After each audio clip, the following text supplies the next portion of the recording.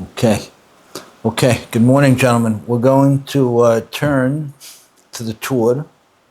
We're going to open the first Siman in Orah Hayim, first Seif, and let's get a sense of what the tour holds on this, where it all begins to take shape. Okay. A little bit further. Past all that, all the introduction. Yeah, there you go. Yep, you're just about there. Okay. Yeah, you're just about there. You go. In here? No. Okay, that's it. Okay.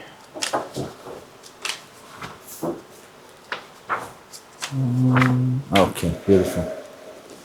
Yuda ben Tema Omer, and we're going to hold the background on Yuda ben Tema until Sion rejoins us.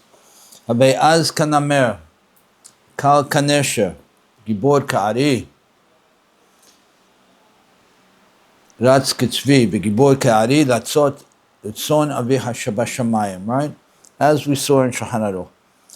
Parat aba'ad devarim, the Yehuda ben Temar, according to the Tur, he identified these four things, these four specific things, ba'avodat aboreit barach. So he calls out these four specific approaches, these four specific directives in terms of our efforts in serving Akadosh Baruch Hu, right? We're going to go through the Tur.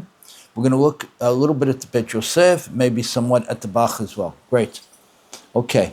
So he identified these four. Why these four?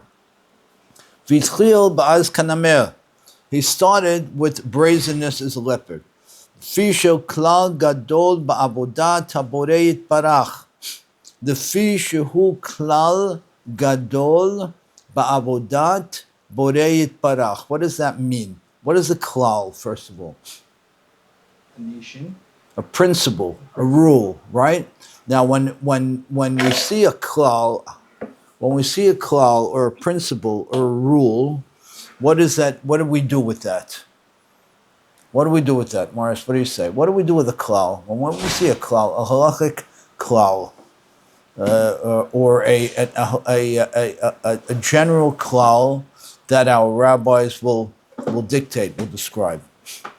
Maybe it's applicable in a lot of scenarios. Excellent. So the term klal, excellent, is the general rule, right? It's a broad general rule. So the klal means that it's going to be wide, it's going to be comprehensive, and it's going to be dynamic. In other words, you're going to embrace it in a certain way at a certain time, and then it's still broad enough and comprehensive enough to address something else in another circumstance at a slightly different period of time. So when we're not mifaret something, when we don't specify and narrow and detail, when we're going more with the klal, there's a point to that being expansive and move with me, okay? So this klal was meant to impact everybody, every day, forever, right? It's a bold thing to say, okay? Beautiful. What's another example of a cloud? Huh? So I said, what's another example? We're going to talk about it more in depth because we're going to talk about it in the context of a klal and a pirat. Sometimes the rabbis will bring a klal, or you'll see in the Gemara, you'll see a klal, and then we'll mifaret, and then we narrow it. So we'll talk about how that works. How do we approach to something that was given to us as a broad strokes imperative, and then we detail it? Let's see. Is this only applicable to the leopard, the brazenness? So let's see. Very nice. Very nice. Let's see. Exactly. Is it an example? Is okay. Parat arba'at dvarim ba'avodat haboyet barach v'yatchil ba'az kanamer lefishu klal gadol ba'avodat haboyet barach. So he was mifaret these four things, to Isaac's point. He was mifaret these four things. Why the leopard? Why the leopard, for example, right? what you're telling me, and Yehuda ben Timah is often referred to in the Gemara as the Yehuda. What Yehuda is telling me is you have to have brazenness, you have to have expansiveness and so on. But the Torah is saying, why was he mefaret? In other words, why did he qualify the brazenness by characterizing it as brazenness, that which the leopard would experience? Right? Nice. לפי שהוא כלל גדול בעבודת הבורא יתברך, לפי שפעמים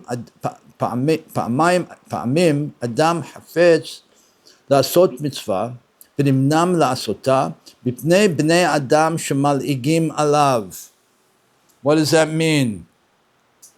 לפי שהוא כלל גדול בעבודת הבורא יתברך. כלל גדול would be what?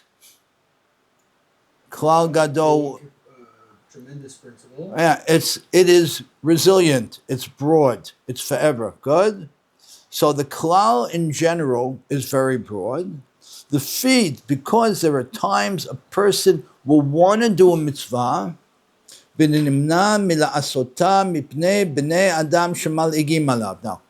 let's get serious, right? This is the opening words of the greatest book of law and advice that will ever be written. The greatest book that was ever written and will ever be written. These are the words that are grabbed and posted in the greatest book ever. We know if you're writing a book, right? You're writing a song. What do? You start and end with your most compelling, with the most attractive ideas, with the ideas that are going to hold the reader, right? So, lahabdil, the same thing's going to happen here.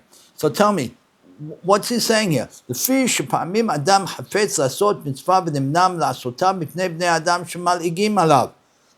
how you're going to start the world of Jewish law. What's happening here? What is he saying? Why is it starting with these words? I'm not sure what you mean. Mal'igim. What does mal'igim mean? Like haters? Not mal'ig, worse than a hater. I know. A detractor, a cynic, a mal'ig, a la'ag, cynicism, a detractor. 1 second. What is the Torah saying in explaining the words of the Yehuda? He's saying that it's oftentimes that someone wants to grow, and because of a detractor, he or she is going to be impeded. What are you talking about? Isn't this avodat HaKadosh Baruch Hu? What is Avodat HaKadosh Baruch Hu? What is avodat HaKadosh Baruch Hu? Is not doing a mitzvah. Fabulous point. Avodat HaKadosh Baruch Hu means making my life centrally focused within a world, within a realm of Borei Olam. It's the difference between doing a mitzvah and that being my world. It's the difference between giving charity and being a generous person. You know, it's very interesting when it's described. When it's described that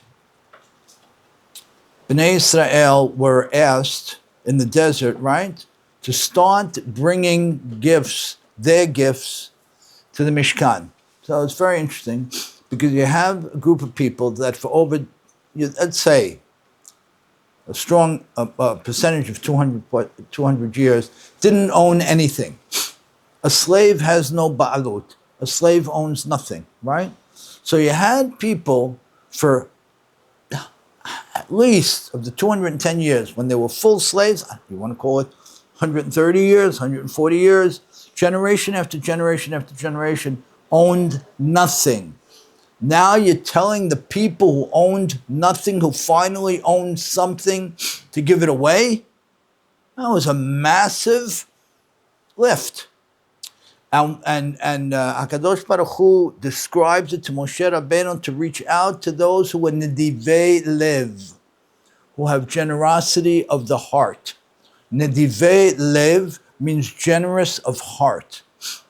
And then as we get further into the story, and Bnei Israel, led by the women, even more so than the men, who had more fragility, who had less of any position or say, led by the women bringing more than the men. It's spectacular. The Torah describes the giving as coming from people who are nedivei ratzon. So God calls on the people who are nediv lev, generous of heart, and then he changes his terminology, and he says, he calls out in a praiseworthy way the people who are nedivei ratzon. That means generous of spirit.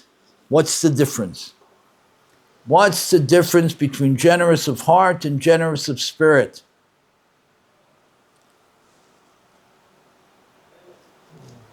And it goes straight, and it goes right to your question. The div lev is the person who goes to the SBH office, or mitzvah man, or Hatzalah, or the tens of other spectacular things that our people do, right? He or she shows up b'hatmada, with regularity and consistently, enthusiastically, right? And does chesed, right? Where am I going, Isaac? He does chesed. He's generous of heart. Tell me the difference between that person who's a superstar and the person who's generous of spirit. Come, Moshe, let's go. What's the difference? What do you say, Eddie? Huh? I'm sure it's a hard one. Someone who wants to change himself for the better. Nediv Ratzon is a generous of spirit. His will is generous. His heart isn't. It's not only his heart; it's his entire being. This is the person who just exudes warmth. She exudes generosity. You see it in everything, right? You see it in how the person says hello. Yeah? How the person says hello. You can change a person's life in a couple of seconds. I tell the story very often. I pray in Shadet Zion every day, with God's help, right? On an average Tuesday morning, there's, I don't know, there could be 1,000 people in and out of the building, right? B'chasdei Hashem. And I note how many people naturally, instantly give that over-the-top, all-embracing hello with a fabulous smile. Naturally, instinctively. That's your Nediv Ratzon. That person is his will, his everything, his DNA. He's worked his DNA to be generous. He's a generosity machine. He doesn't, or she doesn't know any other way. That's the person who, when you see them, they're not giving you a nice hello, which is good, fine. Nothing wrong with it, it's great. They're not shaking your hand courteously or even respectfully. They're giving you naturally an over-the-top smile because their whole being, their whole body is generous. I don't do generous things. I am generous, right? That's the difference. That's what we're talking about here. So when we say that we want to become the people that a klal gadol, to your point, Isaac, I want to live this. I want it to be how I dream, how I think, how I wake up in the morning, what colors my world. You know, we talk about the concept of kedusha, right? A person, Mars, being in a kadosh place, right? He's kadosh. Ata kadosh, Shemcha kadosh, and we're all kadoshim. What does that mean? What does it mean on a practical level? Kadosh means separate. We know, we've learned that when we translate Lashon HaKodesh words into standard English words, we often lose the meaning. We have to interpret the word. We have to be mefaresh or doresh the word, not translate the word. If you translate kadosh to holy, I don't know what you're talking about. I'm better off with kadosh, because holy takes me absolutely nowhere.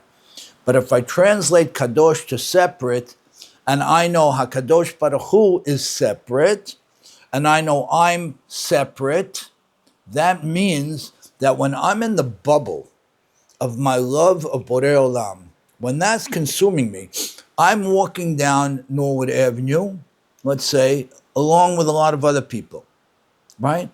But I'm in my bubble with the sun shining on me in the pouring rain because I'm in my Kedusha bubble. It's me, myself, and HaKadosh Baruch Hu. And ain't nobody else gonna impede on that. Nobody's gonna pierce that bubble. That's what we're talking about here. We're talking about when a person is in this zone, Isaac, to your point, when it's a klal, it's immersive, it's comprehensive, it's all of me. It's not what I do, it's not even what I feel, it's who I am. It's who I am. Tell me, is it a completely different life? Is it a process? Is it first belev and then ratzon? How does one? Fantastic question. It's first believe and then ratzon. It's first mechanical. It's not even believe. It's first mechanical. I do it because this is what I was taught to do. I don't understand it. The teacher told, every time I did it, the teacher gave me a candy, so to speak, so I do it. It's mechanical, it's mindless. Maybe you'd even call it shalom shma, not for its real designed purpose, because its designed purpose is to change me and to impact me and to better me, and I'm not doing it for that. I'm doing it because I'm getting a candy, because I was incentivized to do it. It starts with that. It moves then to a deeper level where it becomes the lev, to your point, means I want it. It's important to me. I care about it. It's an action that I recount in my mind at the end of the day and say, I made this day particularly valuable and meaningful because of this action. So that's real. And we should stand up and applaud that strongly because that's not even where everybody is. So our first goal is do it mindlessly. It's fine. My teacher taught me, my father taught me, my mother demanded it of me. Whatever you want to do is perfect. No problem, right? But the goal is take it from mindless action to mindful action, nadiv lev, to the core of my being. Morris, this message is particularly for you.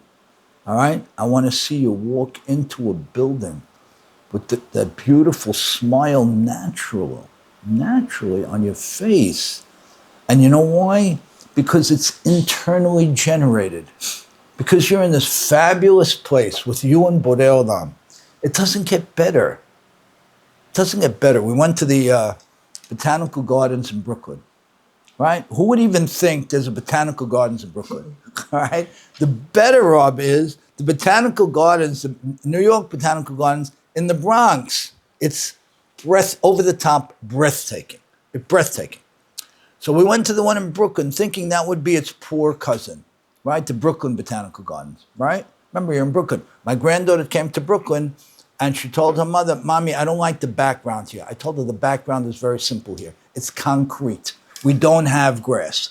I said, so listen, kid, that's the way it is, you know? So over here, you walk into this, hi honey, good morning. You walk into this oasis of God's beauty, the oasis of God's beauty, yeah? And when you see that, you're enamored by it. It's overwhelming. It's consuming, yeah? And you feel the absolute overt presence of Borei Olam. David, we're getting back into your zone, honey. We're in the tour. The presence of Borei Olam, you feel it. And you're supposed to stand up and cheer and sing and cry and celebrate. And that's how you're supposed to feel all the time. Good? That's our goal. That's our journey. That's what we want. So, why is it under Az? Oz, Azut. Azut, right. Why? You tell me. Look what he writes. V'nimna la'asota, David, we want your help here, honey. Nimna la'asota, b'pnei bnei adam shemal'igim alav. What does that mean? Nimna la'asota, he doesn't have the ability to serve God. Let's use our mindset with ratzon, right? With the ratzon of giving, with the ratzon of generosity because other people are taking him down. So what do you want to do, David? What do you want to do with that, honey? What do you want to do? Let's be, I'm going to give you a few examples of the other people. These are simple examples. Come on, Morris, get serious. Be practical. Come on, Morris, would you be practical for once? Wouldn't you be practical for once? I'm going to start a school in Israel. Dear David, he has fabulous dreams. He's fantastically bright, this young man here, right? And he's going to do great things, like all of you have. I've heard some of the dreams of each of you. Is there going to be one or many or the majority of people who hear your dreams who are mal'igim, who tell you, come on, get it? What, 1 second. You think you're going to make a living doing that? What are you talking about? Stop it already. Stop. If I had $1 for every time I heard that, I wouldn't have to do anything. I wouldn't. And this is the world. And you know why? Tell me why. Tell me why this is the world. Isaac, why do most people say these kind of things, honey? Jealous. Huh? Jealous. They're jealous and excellent. And if you break through, David, and you have an idea, and you garner the courage to do it, what They happened? have to face their own reality. They have to face their own reality. They have to face their own reality. What? Talk to me. What do you mean? If you have a good idea and I said it's a good idea, now what? I have to go live my dreams? If no. Say it out. Go ahead. If you told me your idea, and I told you it's never going to happen, and you went out and you did it, I have to go face my own criticism and my own view. So life is a mirror. If I tell you something, I'm really talking to me, right? So my cynicism comes from within. So now I have to face my own cynicism because look at what you succeeded at and look at what I said to you. Why am I not succeeding? Why aren't I doing that? Exactly. If you go ahead and you articulate a dream, what does a dream mean? Let's be very clear here. It makes zero logical sense. Listen, guys, don't worry about it. I'm going to split the sea in a minute or two. We'll be cool and jump in the water. What's going on here? You wanna affirm and finalize the relationship between us by demanding of Bnei Israel finally to do something, right? In the 10 Makot, what did we do? Nothing. We did something when we took the set to our houses. We dragged it through the streets in broad daylight and held it for 4 days, right? And then we had Brit Milah as well. There was a limited, or call it more than limited, effort of sacrifice. But now, with Kiryat Yamsuf, we're talking about massive sacrifice. Who's going to take the baby in arms or the elderly person in the wagon and jump into the water? Right? I don't want to do that. I want to turn around and go back to that wonderful place where we were before. That fear that has to be broken is a forever challenge, right? We know whenever we read a pasuk in the Chumash, we're not talking about what was, we're talking about what is. Any pasuk, any parasha, we're never talking about what was. Oh, it's true, but we're talking about what is. Kiryat Yamsuf, I have my Kiryat Yamsuf yesterday and today and tomorrow, and you do too. And so does he and she and she. You gotta be able to say, I am Nadiv Ratzon, and more than that in this context, I am Az Kanamer, I have the brazenness as a leopard, which means you can laugh all you want, you could tisk all you want, you could give me that tone all you want. I don't care. Because HaKadosh Baruch Hu built me, and HaKadosh Baruch Hu gave me fabulous capacity. And you know when I'm going to exhaust that capacity? One breath before I close my eyes after 120 years. And that's it. And I tell you something, when Rabbi Soloveitchik wrote a fantastic piece in reference to the 3 weeks in general, Shiva Sabbath Tammuz and Tisha B'Av in particular. I'll give it to you in 1 second. He said that The reason the first luchot were destroyed, Chet HaMeraglim, the destruction of the first and second Batei Hamikdash, all the failures that are ascribed to these days have nothing to do with the surface problems that happened. That's not the issue. The issue is a failure, he calls it, I'm paraphrasing, of the collective and individual will.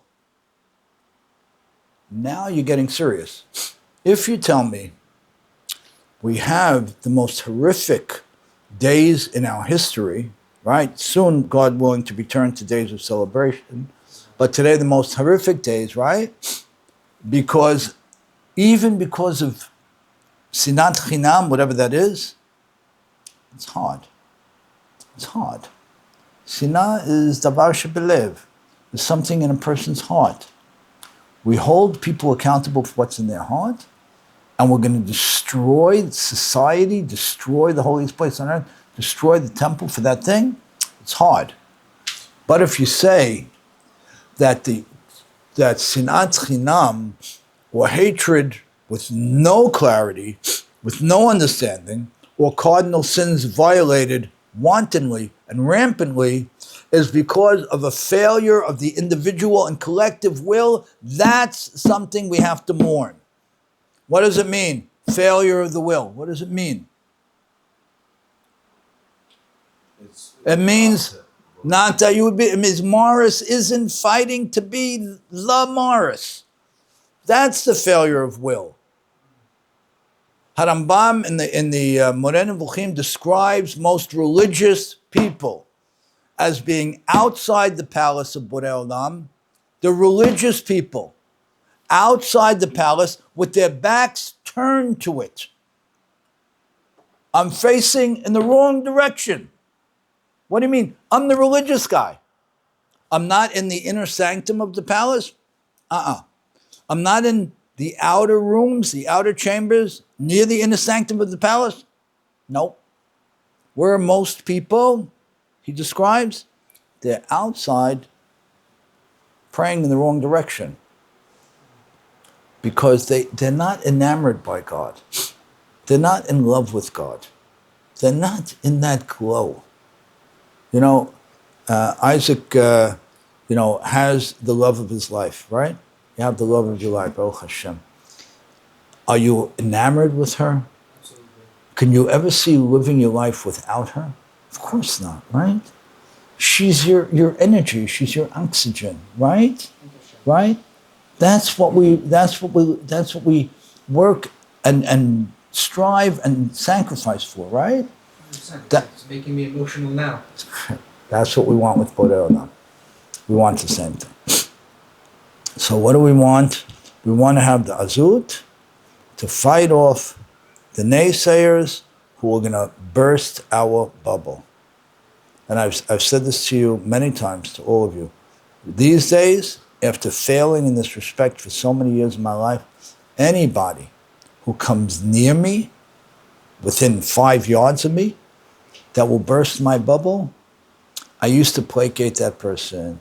I used to extend myself emotionally to that person. I used to engage that person. I'll see you. And you know why?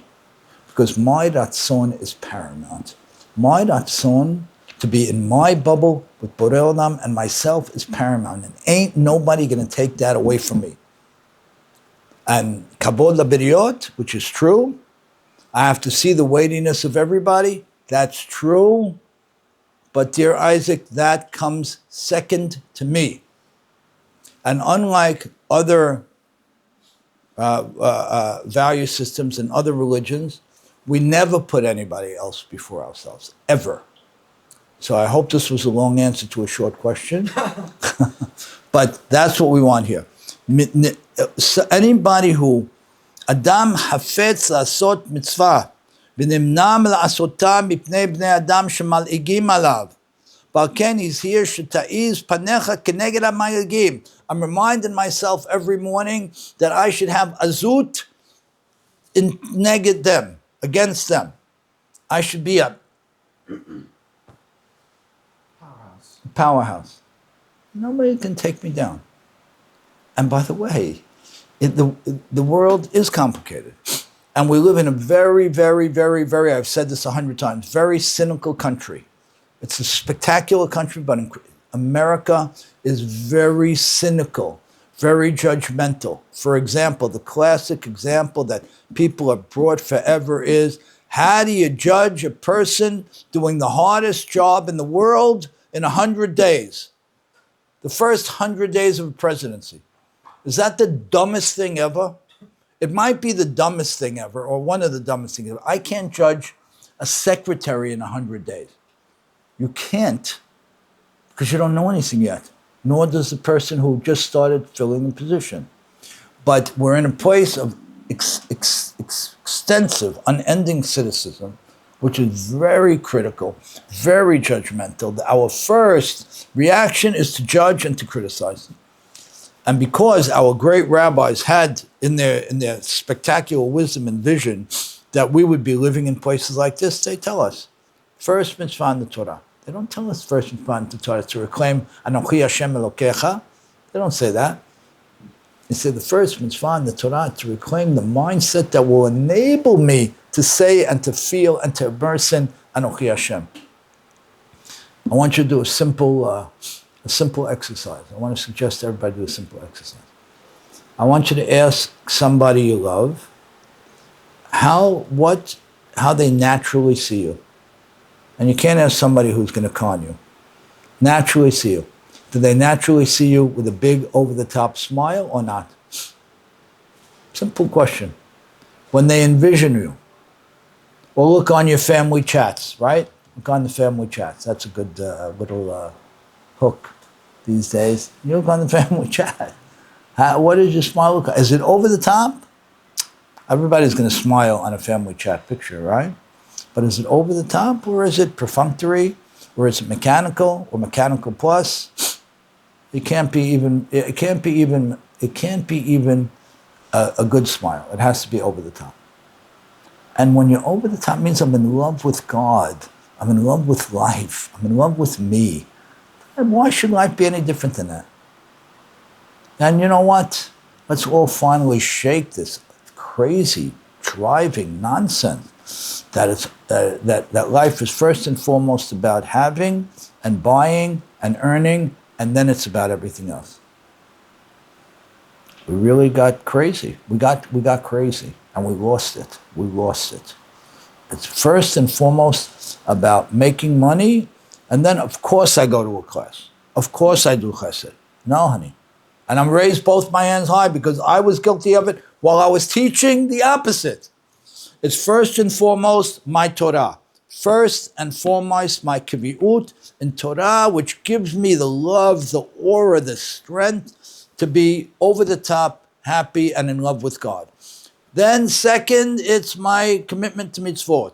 2.A is my commitment to chesed. My chesed has to be adventurous. It has to be adventurous. It has to be risk-oriented. I have to be breaking through. I have to go to a place where no man has gone before in my chesed. Right. And the same thing with my love and relationships. I have to be a risk taker. I love somebody. I'm blessed to have that person in my life, which is not a given. I have to be thinking about ways to express my love in new and different ways all the time. So the love is vibrant and growing. And then, let's all make a ton of money. The Torah is capitalist. You've heard me say it many times. The Torah is capitalist. And then, item 4, let's make a ton of money. And the reality is, then you will make a ton of money. Because life is fabulous. And you're enriched. And you're emboldened. And you're creative. And you're expansive. And that guy or gal standing there in the corner tisking, you know what? You could kill a person with a tisk. I'll never forget it. I will never forget people who were... That's the most seemingly innocuous thing. But it's not. Or come on, Ricky. Come on, tisk. A slightly negative tone. Take the person and punch him.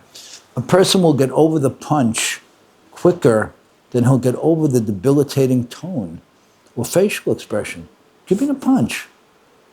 So when Rav Soloveitchik writes that the reason we're immersed in this horrific pain of Shiva Sabbat Tammuz, Ben HaMitzadeh, Tisha B'Av, because of the failure of the individual and collective will, he's 100% right. Why did we become so distant from God? Because we gave up and we became mechanical. And until we fix the problem, we will be in this place. As we say, every year that we have to fast again and we have to mourn again is because we haven't fixed the problem yet. And that's why I believe that Maran opens, the tour opens with this point. Good? One question, Rabbi. Surely Yeah. the smile isn't the end all. The smile is like the window into your Ratzon. The smile is the, It's the attitude that brings the smile.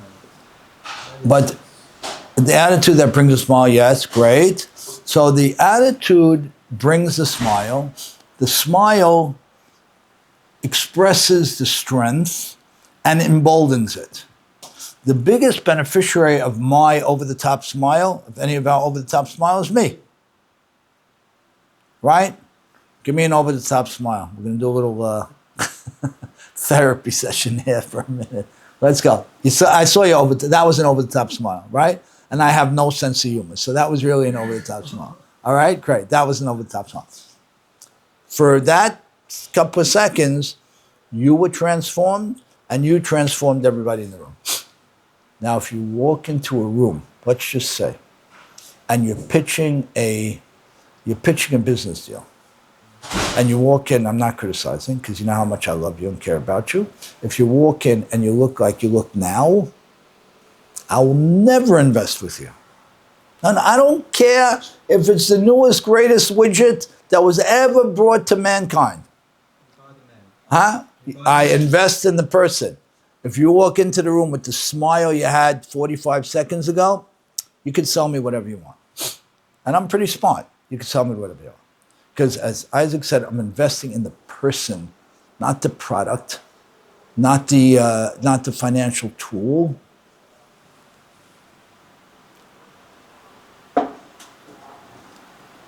I definitely get being on the receiving end of some of those smiles. I totally understand. Okay, so now you want to be the giver. You want to be the giver. You know, I did a thing during COVID. You know, COVID was such a confusing and heartbreaking time. So my granddaughter Marielle, Jerry and Richie's daughter, you know, all my grandchildren, when I see them, I hug them like crazy, right? So she said, Papa, listen, we got to get a hug. We got to get a hug. At a certain point when the restrictions were reduced a little bit, we put garbage bags on us, and that would do something, right, to protect us. And we met on my porch, and my grandchildren and I all gave each other massive hugs, right? Because that expression of love was totally heartfelt, was consuming, was everything. And it's no different from that consuming, heartfelt, everything expression in a smile. So I'm a very big advocate of massive smiling and massive hugging. I think that the world is incredibly underhugged. I really do. It's underhugged. There's a social media trend where people stand outside and say, if you need a hug, come to me. Oh, yeah? And there's thousands of people that come and give them a hug. And Change a person's physiology. Change it. Change it. Okay, you know, we can't do that because we're Shomer Torah Mitzvot. But for the people in our lives, the most close to us, a hug, what stacks right behind the smile is a hug. Right behind, maybe almost the same. But hugging, game changer. And you never get too old to hug. And you never get too tall to hug. Right? Okay, you with me? Yeah. Okay. Rabbi, thank God this isn't something that I've ever had a problem with, but Like I listen to lots of podcasts, and you see that there are lots of people whose cynicism comes from their family and their closest friends. Okay. Okay. No, I'm good. So Yeah, that's right. Would you still say that they should deal with that by pushing those people away because it's not necessarily something you want to do?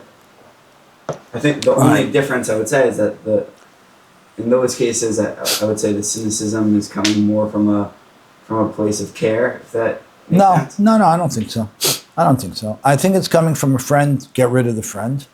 Just get rid of him. This is very simple. It's coming from a lack of self-esteem on Yeah, their yeah, part. yeah. I can't fix everybody.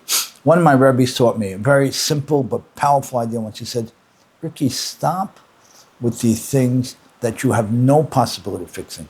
If you have a limited possibility, meaning it's a massively big idea, go for it.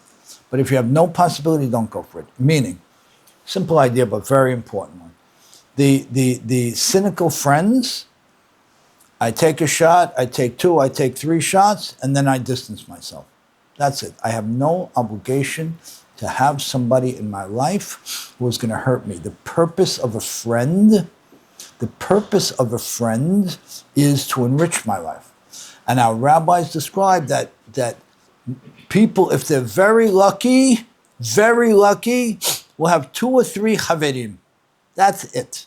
So anybody, David, who's a non-blood relation and isn't enriching your life shouldn't be in your life. You want to work with that person as a SBH client or SBH project, that's fine. But to have people in your life who don't enrich your life is wrong. It's not enriching to teach them this, Rabbi? Teach it to them with the distance of, this is my client. This is not my friend. If they're my friend, I'm emotionally hooked into them. I'm emotionally dependent on them for the right reasons. That's why you befriend somebody. I befriend somebody, I let them into my heart. And what David's asking is, what if some of the people I let into my heart hurt me? And he's right, it's a fabulous point. They can't be let into my heart. I can help them, I can attempt to help them, but I can't put myself at risk for them. So I put it in simple terms. If someone is enriching your life, they're a friend. If someone is not enriching your life, they're a client, they're a chesed project, they're like that. And if you have 2 or 3 dear friends, you did great. Now, what about family? What if you have a family member who is blood? You can't distance yourself from that person, right, David? You can't, because they're blood, right? What do you do with that person? You change the dialogue. And you bring the dialogue down. I'm sorry, it's hard to say this, but you bring the dialogue down to something that will not hurt you. Now, I tell people, talk about tennis. Yeah, this guy's a big cynic.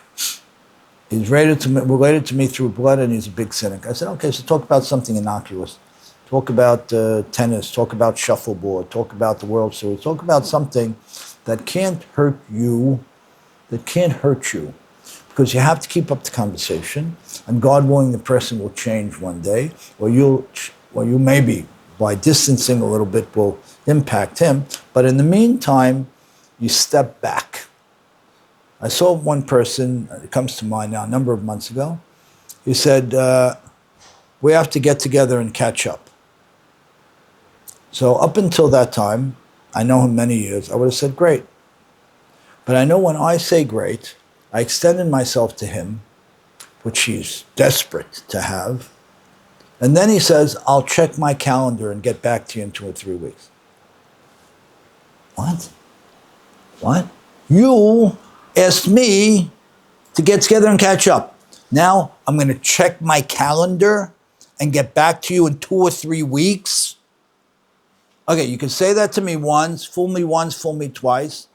But after that, I'm self-damaging. And I'm not, the last time he said it to me, I kept my mouth shut. I walked away and I said, wow, Ricky, finally, you didn't hurt yourself because of his insensitivity and selfishness and insecurity. So And when I have people in my life who take from me, who gouge me, who damage me emotionally, you're not coming near me, man. I don't need 22 friends to go to dinner. Nobody needs that. We think we do, but we don't. We need one or two or three chaverim, and we need a teacher, and we need dearest friends. So, dear David, to your point, the social acquaintances, the non-blood acquaintances, identify two or three people that you can call true friends where the love is unconditional, and they'll never do that. And if they don't exist now, they're there. Sometimes a person doesn't have them immediately front and center in his life. He has to go out and identify them, but they're always there. Kadosh Baruch Hu always provides them. And the family members, the blood members, who you can't do that with, distance them and manage it. I tell people, talk about tennis. Me personally, I know nothing about tennis. I don't really care about tennis. But if I have someone in my life who's a tennis buff, and when I get into ideas that mean something, Torah ideas, Chesed ideas, love and relations, that he hurts me, then I'll talk about tennis. Because I can't push him out of my life completely. It's hard. No, it's very hard. But that's not. I mean, it's always condemning. What, honey? What'd you I say? understand the idea, but how is that under be brazen as a leopard? He says What we're it. to do. The Torah says it. No. 1 minute. What does he say, honey? Hiding. It says like this. Non-entertaining conversation is sometimes very difficult. The Non-entertaining conversation with someone you respect and love, including a family member, can be a very challenging thing.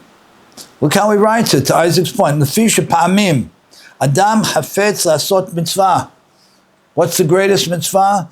The will, to use your will to act. That's the greatest mitzvah. That's the base of everything. That's the oxygen for everything, right? ונמנע מלעשותה מפני בני אדם שמלעיגים עליו. נמנע מלעשותה מפני בני אדם שמלעיגים עליו. Every time I review this, I say, how could it possibly be that this is where we start the Shulchan Aruch? Nimna, step away. Don't let it happen. Don't let it happen. Nimam la'asotah, because if there are people who are cynics, who are mal'igim, who are naysayers, and because of them, my life streams will be limited, my ability to be expansive and to give of myself and to enjoy my life based on my DNA is going to be limited. Get them out. Right? These are the people that I'm asking HaKadosh Baruch Hu, and primarily talking to myself, to have the power to beat them down. I'm going to remind myself every morning, Habe Az Kanamer. You know what? I'm reminding myself, Morris is talking to Morris and saying, Morris, listen, man, that person over there, he hurts me. So I'll see ya. You know, Gemilut Chasadim and Ahavat Chinam does not come at the expense of hurting myself. Period. We must learn that. I come first. In Judaism, I come first. We don't turn the other cheek. We don't put the other person first. We don't do anything that compromises us to enrich others. This is a non-Jewish perspective that hurts people terribly. And we have to get comfortable saying that selfish is good. I come first.